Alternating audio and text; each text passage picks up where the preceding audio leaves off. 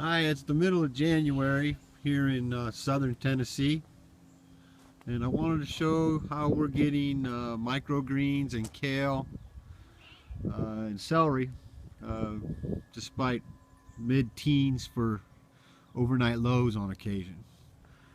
We have this miniature greenhouse we're using, a cold frame really, solar blanket on the northern side of it to retain a bit of heat. There's a milk house heater inside there with a thermostat that tries to keep it above 40 degrees all the time. Inside, we're using a aquaponic system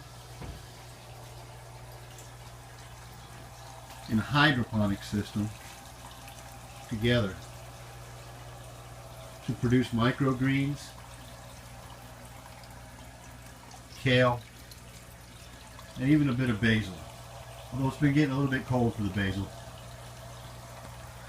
The grow bed is a feeder tank, a livestock feeder tank used for feeding goats or cows or whatever. It's a 45-gallon one.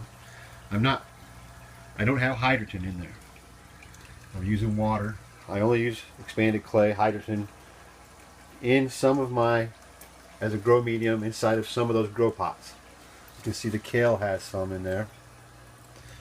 These cups are zip tied onto the side, and as the water level raises, you can see the roots of the kale down there, I think maybe. It provides the necessary moisture. My microgreens in their first stage of development, I just put them in a paper towel. You can see that works pretty well.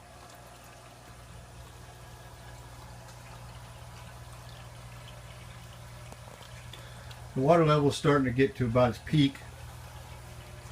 It comes in through this filter on the side that I'm pumping water from the tank, the reservoir into. That pump is coming out of this fish tank below. It's a 55-gallon drum with an air stone and a small pond pump, and it's being emptied into with this bell siphon. Same type of siphon that's used on the back of a toilet. Initially my greens were coming out a little pale.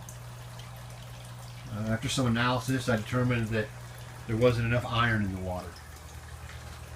So I started supplementing it according to instructions every few weeks with this chelated iron.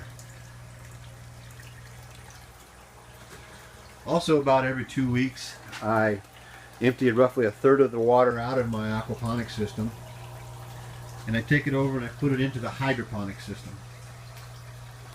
The tank of the hydroponic system is growing duckweed to feed my fish.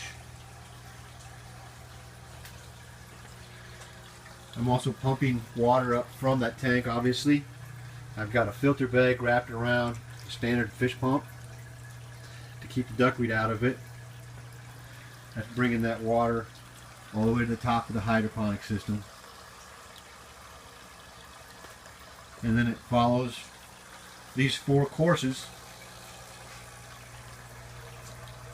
back down through the microgreens and returns to the reservoir. I put hydroponic supplement into that water as I feel necessary.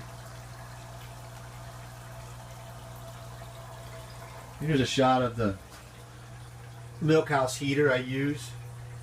When it gets below 40 degrees, I've created a small solar battery using a solar blanket from a swimming pool draped over a grow rack, I guess you'd call it, and then that thermostat driven milk house heater creates heat inside that, which retains it for a little while and basically works like a thermal battery. That's about it for today. I just wanted to show you there's not been a lot of money put into this system, and it works pretty well. You can pay a lot of money for some of those pre-made systems online, or honestly just a bit of common sense, and you can make your own. Good luck.